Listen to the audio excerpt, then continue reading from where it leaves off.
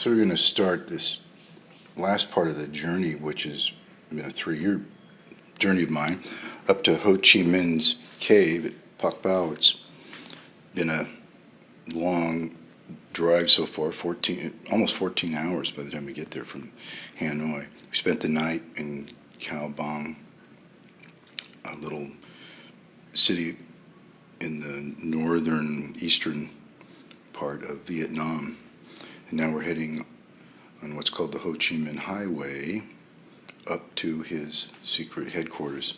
So we'll be traveling through little villages in these incredible looking mountains surrounding and hiding really the Viet Minh during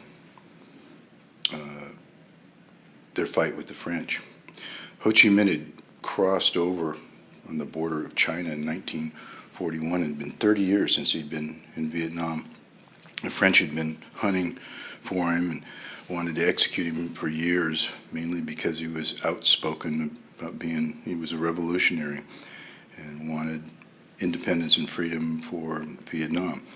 He didn't find that in the International Communist Party. They had no real interest in helping him. He didn't find it in Russia. He didn't find it in China, so he decided to go back and start his own movement, which he did. And this is where, on this cave, is where he and General Giap had formed the Viet Minh. There's so much history on the way up here because it's where the French had shot down or turned over American flyers. Well, 414 were killed during World War II in Vietnam. Most people don't even have a clue about that. And then we're going to the parking lot and by this river, which you call Lennon. It's just this incredible green color where he would fish during the day, write poetry. And one particular day, he had an epiphany of exactly, it came to him like almost like a vision, exactly what he needed to do to defeat the French. And that became the plan that he stuck with. He was the visionary, and General Giap was really the one who went out and executed the plans. He was the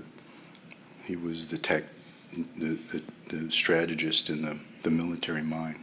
So we're made it to the border. That's the border belt of China, long ways from Hanoi and even further from the United States. And we'll now go on foot the rest of the way with our guide, whose father was in the North Vietnamese Army, and invited me to stay at their house after we finished with this excursion back to Ho Chi Minh's cave.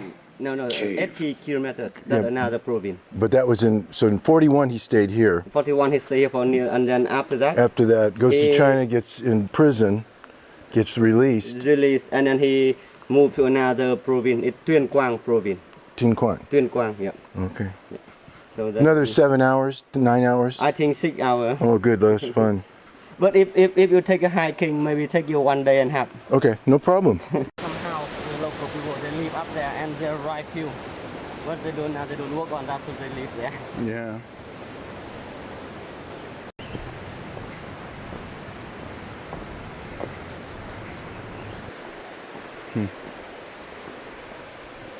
The path gets narrower and narrower. The mountain tribe is called Red Dao, D-A-O. D-A-O. D-A-O, yeah. D-A-O. So that's who helped him hide. Helped him hide, yeah. Yeah. There is another village, Vietnamese hill tribe, like Tay, T-A-Y. T-A-Y. So they live out here about one kilometer on the way we came. So that is, you can see the rice field in the village.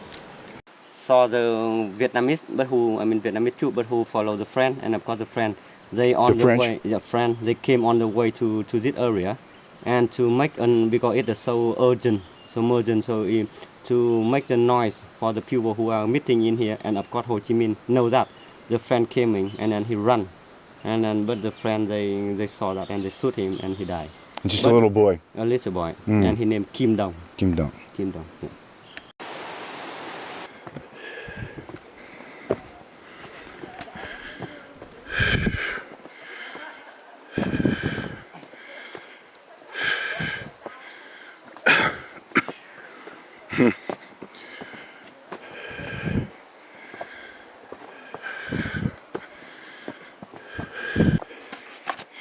This is a good little climb every day if he went up and down it a few times.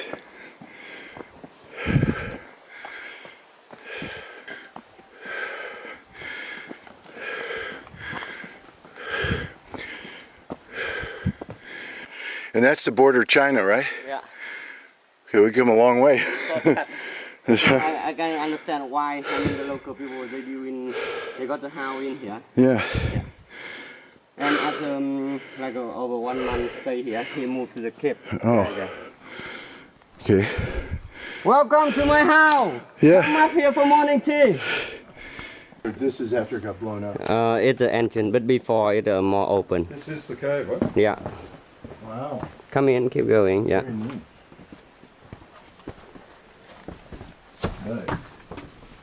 Oh my gosh. Wow.